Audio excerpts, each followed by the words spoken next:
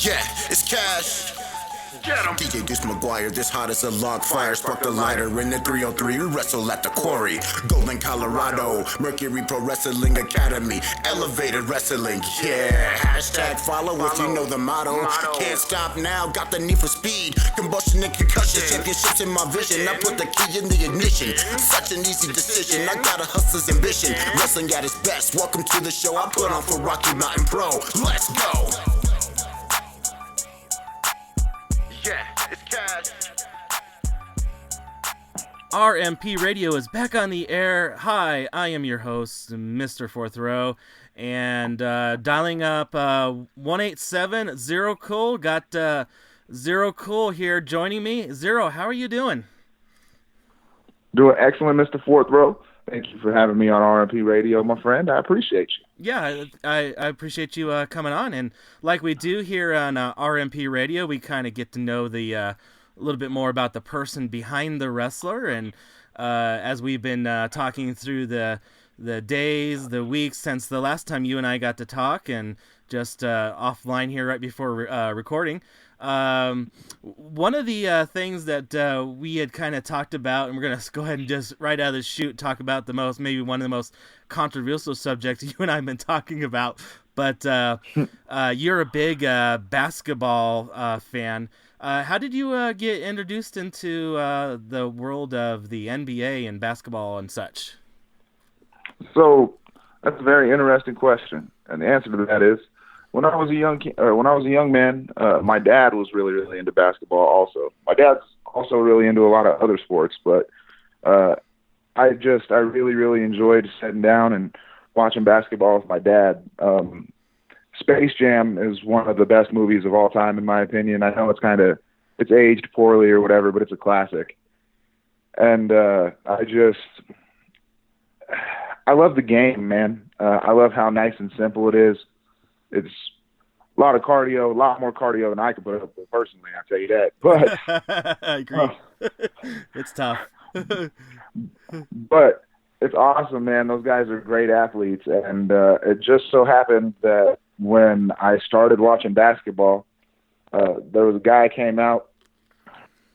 He wore number 8 at the time. He played for the Lakers. His name was Kobe Bryant. And I loved watching that guy play basketball, man. He just it was almost hypnotizing watching Kobe play basketball for me. So just to backtrack a little bit, I'm there with you about Space Jam, because I think it's actually a darn good movie. It's just totally fun. I mean, it's just nothing. Just let it go and just enjoy the ride of the movie. I mean, don't you agree? Oh, yeah, man, absolutely.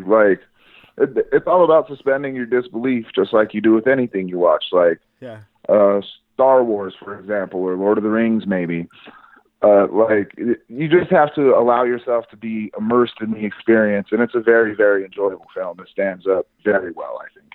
Yeah, I agree. In fact, I have a Space Ball, or sorry, not Space Balls, a Space Jam, a cookie tin, and I have a few basketball cards. In fact, when I was in elementary school, the Denver Nuggets and I believe either the fire department or the police department in my area were giving out Nuggets cards that on the back they had a safety tip. Don't talk to strangers, things like that. And so I've got a whole bunch of the old Nuggets, Alex English and Fat Lever and players like that I've got.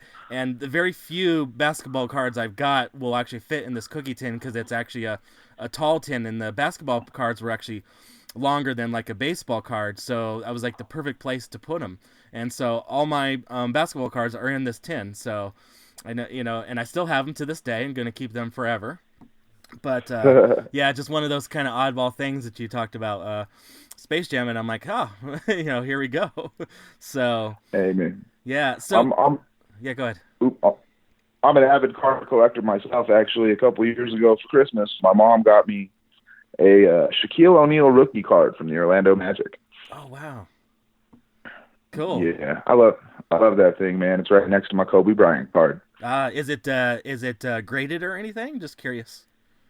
No, Okay. it's like it was more like a gesture thing than anything else because my mom doesn't really like sports, but she got her hands on the Shaquille O'Neal rookie card. It's not like I have it in a protective cover now, Yeah. but when I got it, it was just she just handed it to me. Okay. So we'll take off a little bit of a tangent since you just mentioned it. What kind of cards do you collect or have you collected? Uh, well, when I was younger, I was really, really, really into Yu-Gi-Oh. Actually, I still have a couple of binders full of cards just to collect. But I used to play competitively for Yu-Gi-Oh. Actually, like I used to go to regional tournaments and things of that nature. I was, as you could tell, I was a very, very socially inept creature at the time, and the cards just made it easier for me to make friends. Oh, okay. Now, I am not extremely. I mean, no, I know of Yu-Gi-Oh, but not extremely familiar with it. What is the game similar to? How is the game? Is it similar to like the Pokemon, the Magic the Gathering? I mean, how's the game work for Yu-Gi-Oh with the cards? Uh, so the card game it's basically like math aerobics. Okay. You start out with 8,000 life points. Each player starts with 5 cards in their hand. At the beginning of every turn, you draw, and you just play your cards from there. Monsters. There are 3 basic types of cards. There's monsters, magics, and spells. Sorry, not magics. Monsters, traps, and spells. And you just build the best deck you can based around whatever theme you want. I was very, very big on Monarch cards for a long time. I also played with machines and these cards that were essentially angels, but they called themselves Light Sworn. But the thing that sucked me in for the Yu-Gi-Oh was honestly more like I was a collector long before I was ever a player. And when I did finally start playing, like the game was really easy for me to comprehend just because like it's you remember like in the early 2000s when Yu-Gi-Oh first like the animated series came out. Yeah. The card game is essentially exactly like that. Not in the first season, but the second season. Okay. Oh, that's cool. And you had yeah, just kind of funny how we're talking about it now, but you had mentioned that Yu-Gi-Oh is the actually only tattoo that you have. What character is it that you have? Actually, sorry. Or Uh, my only tattoo that I have on my body is on my left arm, and it is an Assassin's Creed logo. oh, Assassin's Creed. Okay, I'm sorry. I No, you're thought good, bro. that just okay, Assassin's Creed. Okay. Yes, sir. And what is it of? It's so funny story. When I got this tattoo, one of my friends was he had just started doing tattoos, and he was like, "Bro, I'll give you one for free. Bro, I'll give you one for free." Uh-oh. I was like, "Okay, cool.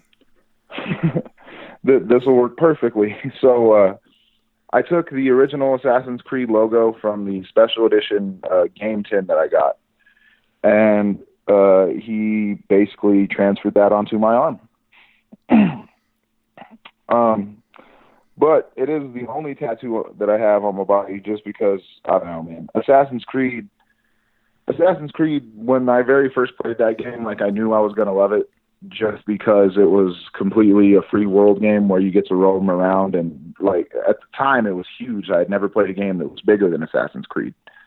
Like as far as the interaction between the actual player and the environment. Like you could just go everywhere. You could steal horses. You could beat people up on the street. It was a fantastic game for its time, and I've played every single Assassin's Creed game in the franchise, with the exception of Assassin's Creed Odyssey. I have not made my way to Odyssey quite yet. Oh.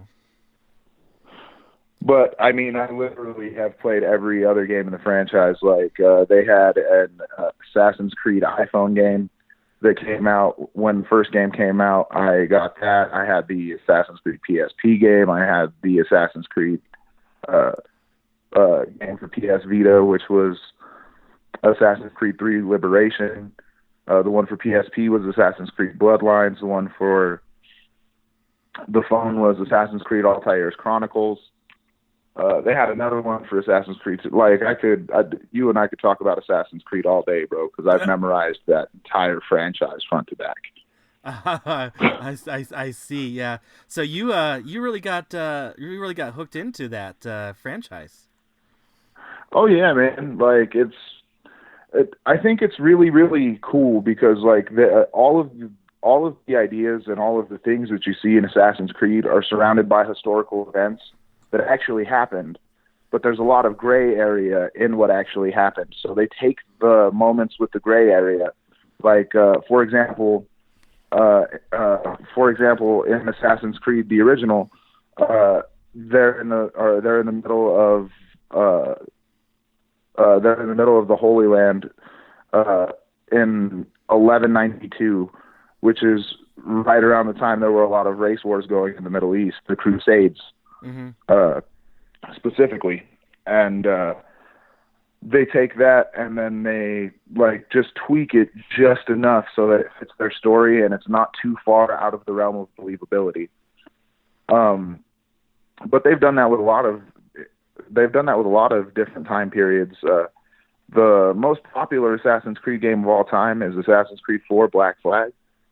And that's where you get to play as a pirate and you play through all of these fantastic stories and meet all these legendary pirates. Like you actually get to work with Blackbeard, Edward Thatch, or you get to meet Anne Bonny, and just all these really, really awesome characters scattered throughout history. And it's just, I don't know, man, it's immersive and it's educational at the same time. Oh, I see. Yeah. So when you talk about like the gray areas of it, is it just allowing you to kind of continue the story, or them wishing you to continue the story, or just kind of have a little bit of a own spin on the historical facts of things that have happened, or what do you think they got that going on? So a good example of that is the bonfire at the Vanities in Italy. It was around 1496, I think. I'm not entirely sure. It's been a while since I played the game. My dates may be a little off. But the bonfire of the Vanities was a very, very real event. And there are a lot of historical facts that are there. Like there are certain people that were there that you interact with that you also interact with in the game. What I mean by taking advantages of gray areas is, say, for example, actually the best example I could give you is in Assassin's Creed 3, when you play as an assassin known as Connor, who's a Native American who's helping George Washington, right? Mm-hmm. Well, in the middle of the game, like throughout the entire first part of the game, George Washington is helping everybody, just like you would assume George Washington would as the first president of the country. Right. Historically, based on fact, he's a really good dude, and he helps everybody, right? Especially during the time when he was trying to break away from the English. But the gray area there is Washington also mandated that it was okay for soldiers to chase native peoples out of their homes and burn their villages to the ground. That is an in-game event that became an in-game event that became vital to the actual story of the game. So like they'll take little tiny things and then they'll twist them just enough so that it fits the story. They don't change any of the historical facts. They go with everything that you know is historical fact, but they put their own context around it. And as you know, especially being involved in the wrestling business, context is very, very key. So, yeah. But it's just one of those things, man. It's like it essentially Assassin's Creed is rebooking history and making it more interesting. Yeah, that's cool. So, have you found playing Assassin's Creed have actually gave you a good education, and have you gone and like I didn't know that about this particular historical, fact, and gone and done research to just kind of further your information and understanding about it. Yeah, well, actually, so when the original Assassin's Creed came out, I was really, really into philosophy at the time. And because of that, I was looking at certain areas of time, such as the Crusades. And then I found out that the first Assassin's Creed game was set during that time period. So I started playing that, and it just like kind of furthered my understanding of the just everything that was going on in the world at the time. Because Assassin's Creed is a game that is built from many people with many different religious ideologies and many different backgrounds, and that's actually the warning that they give before every video game that comes out from Assassin's Creed, is that it's taken, like, it's not just a one-sided thing. Like, even when they were doing Assassin's Creed 3, which was based on America becoming its own country, they they just took that history and they and they like walk you through it from the point of view of someone who is actually there at the time. But they'll take accounts from the British and they'll use that, and then they'll take accounts from the Americans and they'll use that, and then they'll combine the two to come up with what more or less actually happened. And they'll walk you through it, and they'll let you see it through the eyes of someone who was socially affected by that change during that time frame. Ah. Actually, the best example of that is probably the most hated Assassin's Creed game of all time, which is Assassin's Creed Unity, because it lets you play through the French Revolution.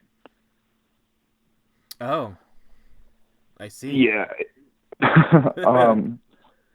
It's cool, man. You get to meet Napoleon and interact with him throughout the game.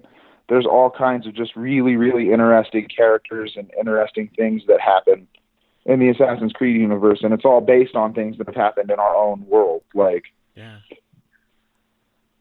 I don't know, man. It's a really immersive thing, and if you can find a time period in history that you like there's a lot of people who are obsessed with ancient Egypt, for example.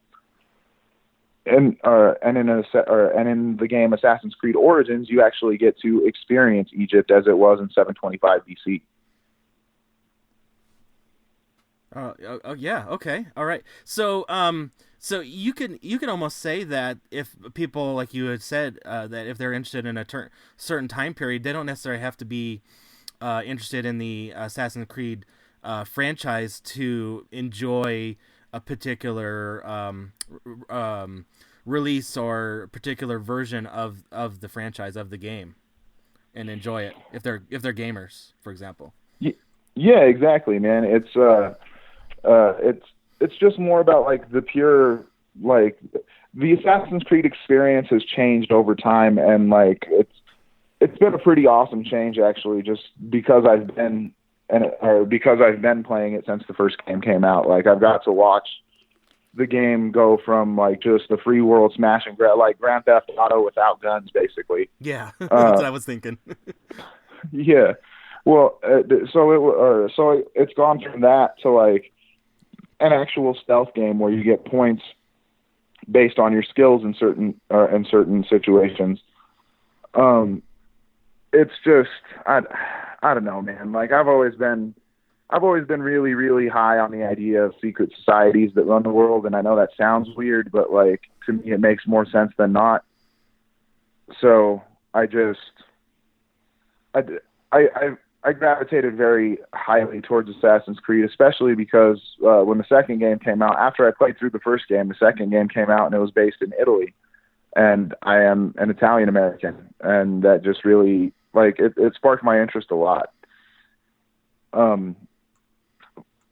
But funny story, I still actually have so I pre-order every version of Assassin's Creed that I've ever gotten, and I still have the actual like pirate map from Assassin's Creed 4 Black Flag rolled up in its original plastic sleeve. Ah, cool. So what's on the horizon for that franchise? Since you are kind of keeping up, they got more releases on the way. I mean, I'm not, like I said, I'm not completely familiar with it, other than I know that it's there. But what's going on, or what are you excited about for the future of the franchise? I'm excited to see how well they continue to use their story pool, which is like Assassin's Creed is a franchise which, in all reality, like never has to end. Like they can make Assassin's Creed games from now until the end of time, and just cover different interesting things throughout history, and they would make bank. Like, it's a game that is culturally relevant, historically relevant, and it, like, because of those two things alone, because it gives you snapshots of the world as it was during certain time periods. Like, I think I don't know, man. Like, before I got into Assassin's Creed, I really like games like Final Fantasy or things of that nature. Not that I don't now. I still do enjoy those games. Yeah. But Assassin's Creed made me look at video games differently, like what it could be versus what it is. And go ahead. Go ahead. I was gonna say, and what's the most current historical events that they've done? What's the most up to date, time frame wise? Time frame wise, I believe the most recent Assassin's Creed was Assassin's Creed. It was Syndicate. Assassin's Creed Syndicate. It was set in the Industrial Revolution. Okay. Of England. Okay. And to give you a time frame on that, they have a DLC, which downloadable content add-on, which takes place shortly after the events of the game, in which you get to fight Jack the Ripper. Oh, okay. That's cool. He's also a playable character. Actually, it's kind of weird. Oh, jeez. Yeah. Okay, and what about this? And so in our lifetime, what would you like to see Assassin's Creed do? What would you like them to cover? What time frame? Man, I'll be honest with you. I'm only like 30 years old. I don't think that anything and I'm not even 30 yet. I'm still 2 years away. I don't know if there's anything like other than maybe the September 11th attacks in 2001. I don't think that there's anything really. No, because they cover a lot of stuff that's happened in the Middle East, I guess. Yeah. So maybe like the Gulf War, maybe possibly, or something like that. Yeah, or maybe it's a little bit before my time, but I think it'd be really cool to see them go through and give an account of Vietnam. Okay. Everybody, like, when you ask people that question, the most common answer you'll get is, "Oh, I want to see him do something with World War II," or "Oh, I want to see him do something with Hitler or the Nazis." And I just think that, like, from a video game standpoint, that's been done so much and so often that, like, even if Assassin's Creed did decide to do it, it's not going to be as special as it could be because it's already been done millions of times. Yeah, I totally agree. Yeah, I get you. I was just going to say that. Like, don't get me wrong. Playing an Assassin's Creed game where you get to kill Nazis sounds awesome. Yeah. But at the same time, if you don't do it like exactly the right way, then it's gonna be disappointment, and everybody's gonna be like, "Man, this could have been so much better." Yeah. Somebody else already did that. Maybe the naysayers might say. Yeah, exactly. Like Wolfenstein. Yeah, there you go. Yeah. I remember Wolfenstein. Yeah. That's just, then I don't know, man. Just personally, if you're going to reimagine World War II, I think that Inglourious Bastards is the way to go. Yeah, that would be cool. That would be definitely a different take on that.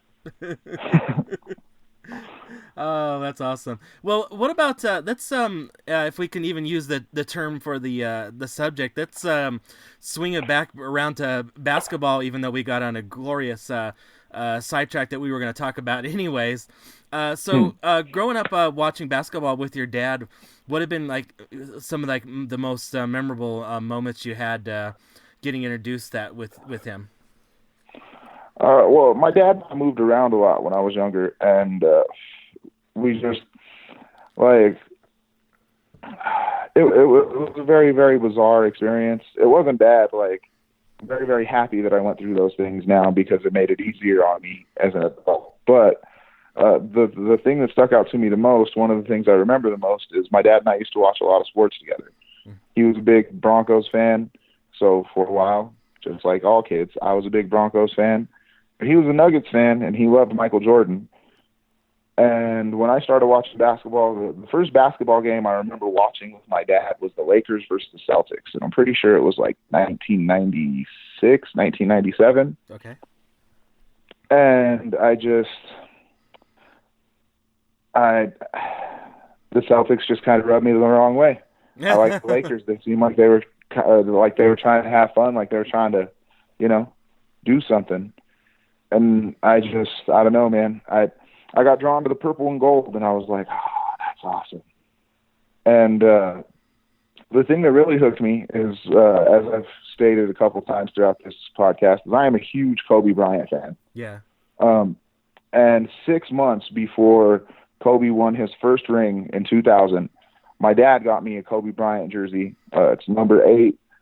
It was their home jersey, so it was the yellow. It was the yellow jersey with the white number 8, and I still have it, man. It still fits me to this day because he got it for me, and it was like triple extra large. Okay, cool. Yeah, I remember. I was just tooling around on the channels, and I think I came across the first All-Star game that Kobe was in, and I was like, man, he looks so young. And they were talking him up back then of this guy could be the future of at the time of the NBA. So did you get in on him at that time or just a little after? Well, I've been a Kobe Bryant fan since I started watching basketball, so I guess 97. I was still a little kid, man. I just I feel grateful because like a lot of athletes that you like Allen Iverson, for example, phenomenal talent, one of the greatest players of all time, but his career was relatively short and he bounced around a lot from team to team. Yeah. And I'm not knocking players that do that. Obviously, you can still have a great career bouncing from one team to the next. But when it comes to players that are my personal favorites, my 2 favorite athletes of all time are Kobe Bryant and Ray Lewis. Okay, and they both have one thing in common. Mm-hmm. They only ever suited up for one squad. Right. And Kobe was the Lakers for 20 years, man. It was 20 glorious years. I still remember, I remember I was sitting with my dad, as a matter of fact, watching Kobe Bryant's last basketball game, crying. That's how much this dude meant to me, because I love, Kobe Bryant was my hero, man. I loved watching that guy play basketball. I loved the fact that he had all the heart and desire in the world, and he didn't care if people liked him or not. He was going to be good at basketball. Yeah, that's true. Yeah, once he got that, I agree with you. Once he got going and stuff like that was, I agree. That's what his attitude. But you know what? He backed it up. Yeah, he backed it up big time, man. He made it to the, and that's the thing that bothers me the most about people who watch basketball today. They're like, LeBron James is the best. LeBron James is the best. He's the GOAT. He's the best ever. And I sit back and I look at it and I'm like, okay, LeBron James has made the NBA Finals a grand total of 9 times, right? Yeah. But he's only won 3 rings. Kobe won more rings than LeBron in less attempts. It's got to count for something, and everybody just oh, well, Kobe was a Jordan clone and this, that, and Kobe Bryant was a bad man. Kobe Bryant was arguably the greatest player in the history of the NBA. Mm-hmm. Dude came in straight from high school and went one-on-one with Michael Jordan multiple times. Yeah.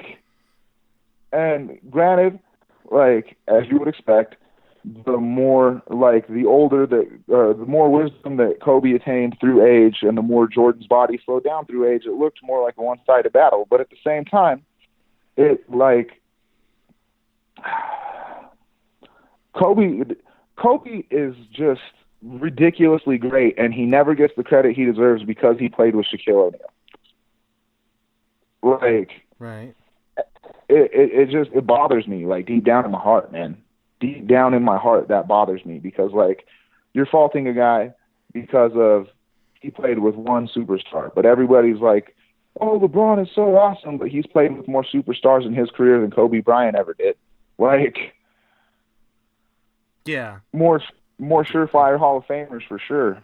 Yeah, I definitely, I get you there, and, you and I have talked, and of course, my favorite, just because of when I grew up, my favorite player was Michael Jordan, because he was that, at the time, he was the superstar of the NBA, he was the top dog, at the time when I grew up, and, and I remember, that was the time frame that I grew up. It was the Bulls, I'd still do, my favorite team still is the Nuggets, just because I'm doing that hometown thing and trying to support the team. I mean, I'm not that huge of a basketball fan. I'm kind of somewhere between the casual fan and the passionate fan, but I do like seeing teams do, and it just, it's different. I mean, I grew up in the time when it was the Jazz and the Bulls, and it was that was the time frame, that I really got into watching basketball. I remember way back then when it was the Celtics and the Lakers back in the 80s. It was them two always going back and forth.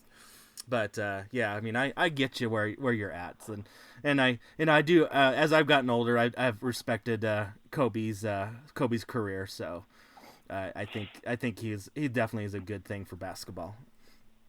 Leaving all the outside the court stuff, all the accusations and stuff like that out of play, because that doesn't, he didn't do anything extremely horrible. He didn't kill anybody or anything like that. That's true. That's true. And I always think that all the sports should just quantify what they did on the court. As long as there's no outside influences that were put a mark on the game, say like a Pete Rose, where he's banned from baseball, that kind of thing. He's nothing of that, nothing of that caliber. So, well, here's some food for thought for you on that exact subject. Actually, yeah, I agree with you. I think that whether or not you did some horrible things off the court, as far as your sports legacy, that shouldn't really matter. Yeah. But my stance on it is simply this: if we're going by that criteria, if we're judging solely based on things that were done on the field and production on your specific court of play, why wasn't Terrell Owens a first ballot Hall of Famer? I don't know. Don't get me wrong, they made it right. He's in the Hall now, but he should have been there way earlier. Yeah. But anyway, that's off topic. There's just a little food for thought. No. But go ahead. I wholeheartly agree with your take on that, man. Off the court subject should never be taken into account when you're evaluating the value of a player. I feel like it should be what they brought to the game, not what their off-field antics took away from it. Yeah. Well, and then to kind of piggyback on what you said, and I don't know how much you are into baseball, because baseball is my favorite sport, but I think I get so frustrated with the Hall of Fame voting and stuff like that, because there's so many people on the ballot that deserve to go in, but the writers and the people that vote just don't see that the players should be voted in for their time period that they played the game and what they meant to the teams they played on and stuff like that. For example, hometown team, Colorado Rockies. There's Larry Walker that's on the ballot and's been on the ballot for quite a few years, and he just doesn't get voted in. And it's my opinion, he's the in my opinion, he's the best Canadian-born baseball player ever, and he just doesn't get voted in. And I'm just like, God damn it, you guys, Yeah, I feel you on that, man. For the baseball, little known fact, I was actually a little league baseball coach before I started wrestling. Oh, okay. Keeping in the tradition of not keeping any of my favorite teams in state, my favorite team was the Yankees.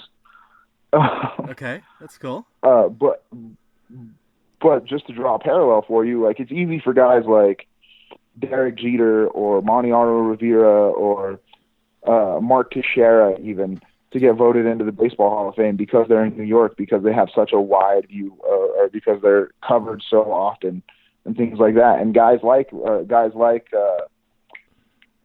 Todd Helton, just get like overlooked because they played in a small market team. Never mind the fact that Todd Helton was the premier first baseman in Major League Baseball for God knows how long.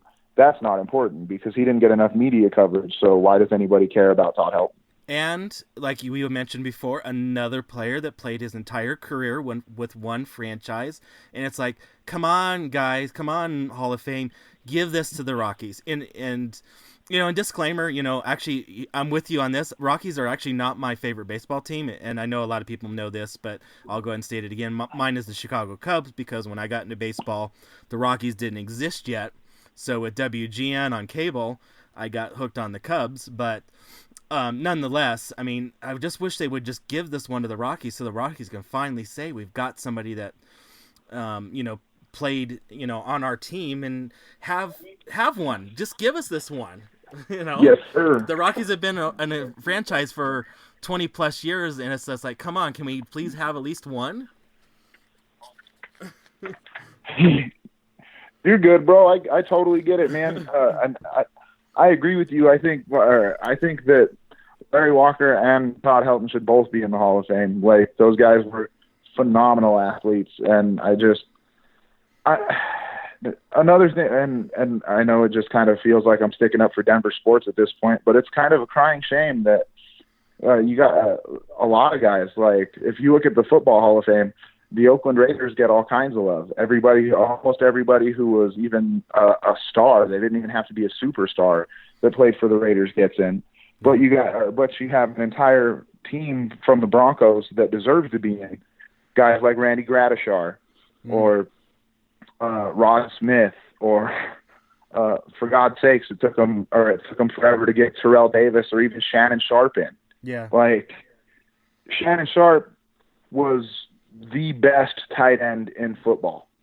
Like, when you have that conversation with people, a lot of people will be like, "Oh, well, Tony Gonzalez, blah blah."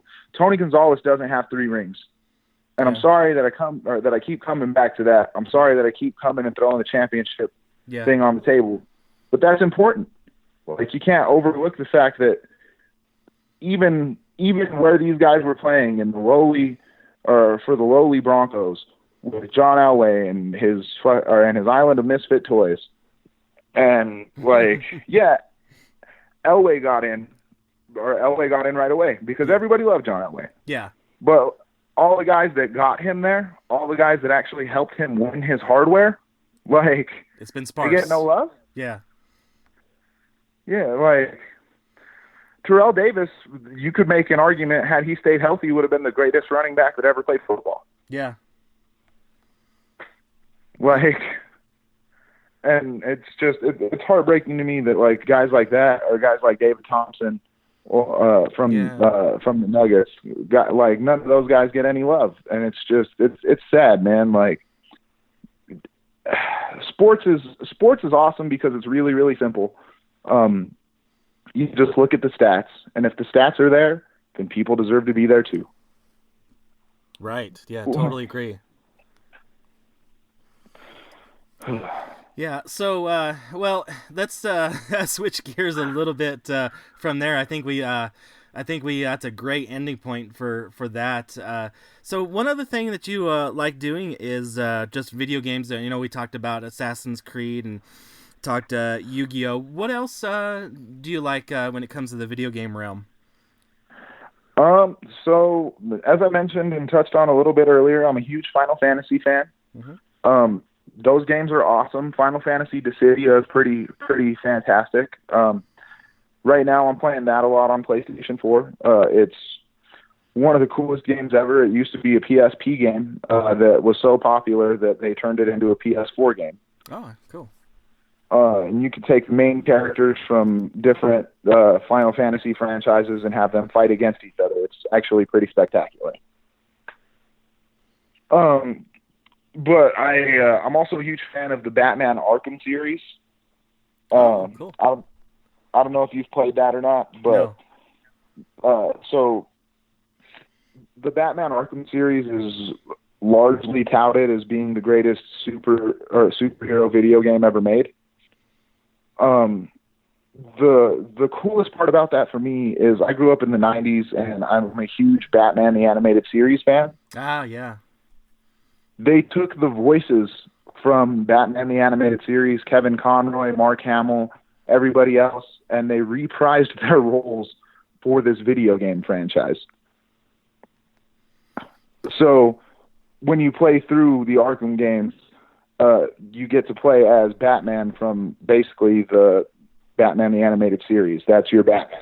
Yeah. The Joker is Mark Hamill, arguably the greatest Joker of all time. Right. And they touch on so many different things, like because it's a video game and because it's a darker themed video game, you get to be a lot more real and you get to show things that you wouldn't see. Like, for example, one of the greatest Batman comics, in my opinion, is A Death in the Family, which came out in 1988. And at the end of the comic book, there was a phone line, right, where readers could call in and vote on whether or not the Joker killed Robin or whether or not Robin lived. In a very, very narrow poll, they ended up killing Robin. And then they brought him back 20 years later as an anti-hero called the Red Hood. Right. The reason that that's important to this conversation is because they fall back on that. They show that Batman has had multiple Robins throughout this franchise, and they actually bring Jason Todd back as a villain. It's a very immersive experience, man. Like, I really appreciate those games. As you can tell, like, I'm huge into the fantasy comic book stuff, and I like it when video game mediums that try to touch on those things stay true to what the original thing was trying to accomplish. Yeah, totally agree. So, back in the day, when we had things like this, the voices for the video games were acted by a different voice actor, but now it seems like the people are reprising their roles in the voice acting. Do you like this? Do you agree with this? That it just makes it so much better. It puts that great polish and shine on the game. Yeah, I do, man. I think things like that, just like when you take a medium that people are familiar with, such as Batman, and you go and you add actors that people who are already fans are familiar with, it improves it from a marketability standpoint, mm-hmm. because it tugs at the side of you that's sentimental. Like, even for people who don't like video games, I know a couple people who don't like video games who ended up playing the Batman games because they wanted to see how the story finished out from the Batman the Animated Series, because we never really got that closure. Right. Yeah. So now, if so, here's a kind of maybe an oddball question. Now, if people don't know, following Rocky Mountain Pro and kind of getting the little insight from watching Charge and stuff like that, Bruce Wayans is a huge Batman fan. Do you and Bruce get to do a lot of talk about Batman and such in the locker room and such? Oh man, yeah. Bruce Wayans is a great guy. I love talking to that guy. He's awesome. He is a huge Batman fan also, and we have had several conversations about Batman. Obviously, I don't love it as much as the Batman himself, but yeah, true. All bats all day. Yeah, man. Yeah, final boss. No, but we've had several conversations about it, and it's been intriguing to say the least. I love Bruce. We talk about all kinds of crazy stuff, man. Like we'll talk about basketball, football. He hates Kobe Bryant because Kobe was originally drafted by the Charlotte Hornets, and the Lakers traded for him before he ever played a game for him. Was that his team? Oh yeah. So as far as Bruce is concerned, the 5 championships that Kobe won all belong in Charlotte. That's funny. That's great. I love it. But yeah, no, I have a great relationship with the majority of the members of the RMP locker room. Like guys that I hang out with quite a bit actually are JK Pop. Yeah. Matter of fact, the other night before we did commentary at Rack House, JK Pop and I went to this weird marketplace in downtown Denver. I'd never been there before, and we tried some pizza. It was fantastic. And then I had this the most amazing ice cream I've ever had in my life. It's called blueberry lemonade ice cream. Oh. I didn't expect it to be as good as it was. Like I was like, yeah, I'm a fan of blueberry and I like lemonade. This should be pretty decent. It was delicious. Oh. It was my pre-Thanksgiving snack. Yeah, that's great. All right. Well, hey, Zero, I think that is a great place to wrap up this edition of RMP Radio. But before I do let you go, I know Rocky Mountain Pro, we're doing a little retooling, refocusing, recharging of the live product. So we don't have any episodes in December or any shows in December except for the Rack House at the end of the month. But where else could they maybe catch you, events, and also your social media? So my social media is 0_cool-20. That's on Facebook and Twitter. I don't really hop on there very often. I've kind of been leaving social media alone for the last half of this year. But I'm gonna make going into 2020. I'm gonna make an effort to be better on both of those. So if you want to get at your boy, hit up the extracurricular liaison at the aforementioned social media. You can also catch Rocky Mountain Pro on Twitch. You can catch us on YouTube. We're all over the place, man. Right Now TV. And Impact Wrestling Plus. We're also on Impact Wrestling Plus and the Global Wrestling Network. So there are lots of different ways you can catch up with Rocky Mountain Pro. But if you're really thirsty for it and you really want to set up some plans, you should plan on coming down to the Pepsi Center and checking out Rocky Mountain Pro January 4th. We have a promo call for that. It's MAMRMP, and you can get tickets for that at rmp.com. And yeah, man. Other than that, that's pretty much all I got for you. Yep, and don't forget to dial 1-870-COOL, and he's got your hookup. Oh yeah, bro, I got what you need, guaranteed. All right. Okay, Zero, cool. I appreciate you coming on, and I will be seeing you in the future. Sounds good, brother. I look forward to it. I hope you have a wonderful day. Yeah, you too. Thanks. Once again, a big thank you to Zero Cool for coming on to this edition of RMP Radio and letting all the listeners, like we do, get to know about the person behind the wrestler. Well, before we get out of here, let's pay some bills like they used to say back in the day. If you want to get some fantastic merchandise from your favorite Rocky Mountain Pro superstars and talent. And at the time of this recording, it is Black Friday, so it is the kickoff of the holiday shopping season. So head over to rmpwrestling.com, click on the merchandise link, or if you want to get into your Amazon search bar and type up Rocky Mountain Pro, it'll come up, and you've got some great, fantastic choices to choose from there. And have you heard? The long-awaited and rumored Rocky Mountain Pro comic book, the first edition release was last week. And if there are any more copies still available, they are $5.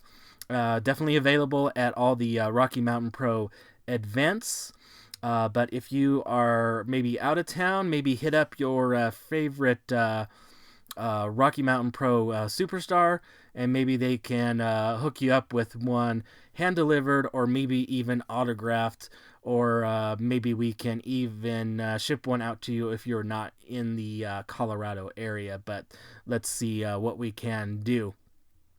If you want to get to any of the Rocky Mountain current events, if you've been following all the social media and updates, we do not have any events except for the Rack House Pub at the end of the month, the Rocky Mountain Pro Experience, taking all the charged shows out for the month of December as we retool, re-energize, and recharge for 2020. So keep an eye out and our website, and you'll see all the events coming up. Let me just tell you the insight and information that I've got. It's going to be exciting, and you guys are going to love it. And I hope to see a lot of you at the events in 2020. If you want to go ahead and, in the meantime, continue to watch us, head over to twitch.tv/Rocky Mountain Pro. See all the current events and shows that we've got on there. Maybe even having some more shows coming up there on twitch.tv. Hint, hint. If you are a Amazon Prime subscriber, you of course can subscribe to Rocky Mountain Pro with your subscription, and that does help us out tremendously, and we do appreciate it. You, of course, can also catch us on Right Now TV, Fight TV, on youtube.com/Rocky Mountain Pro, Fight Network UK, and, of course, Impact Plus, available impactplus.tv, and through all your Roku and other streaming devices, such as your mobile phones and etc. If you want to follow us, everything does stem from Rocky Mountain Pro's website at rmpwrestling.com. And you can catch us on Facebook, Twitter, Instagram, all with the name of The Rocky MTN Pro. And that is The Rocky Mike Tango November Pro. And once again, I want to thank you all for listening to this edition of RMP Radio, where pro wrestling is elevated.